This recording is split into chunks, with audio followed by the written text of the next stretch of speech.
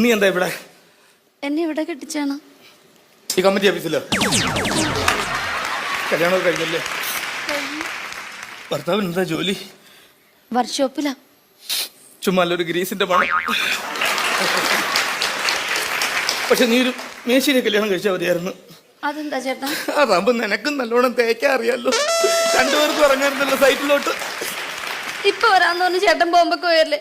ഇന്ന് വരും നാളെ വരും എന്ന് പറഞ്ഞാൽ എത്ര നാളെന്ന് വെച്ച് ഞാൻ കാത്തിരിക്കാനാ. ഇതൊന്നുകൂടി സ്നേഹം കണ്ടില്ലെന്ന് പറഞ്ഞ് വേറെ കെട്ടുന്നത്. കാഞ്ചനമാലയെ പോലെ കാത്തിരിക്കുമെന്ന് ഞാൻ കരുതി. ഇതിനെ പോലെ ഏതെങ്കിലും വെള്ളത്തിൽ വീണ് ചത്തിട്ടുണ്ടാവുമെന്ന് ഞാനും കരുതി. എനിക്കൊരു കുഞ്ഞുണ്ടായ ആൺകുഞ്ഞാണെങ്കിൽ അവന് ചേട്ടന്റെ പേരിടണമെന്നാ ഞാൻ വിചാരിച്ചിരുന്ന. അറിയോ എന്തിനടി വല്ലവനും കലോത്സവത്തിന് കിട്ടിയ ട്രോഫിയിൽ എന്റെ പേര് കുത്തി വെക്കുന്നത്? പറയല്ലേ ചേട്ടാ.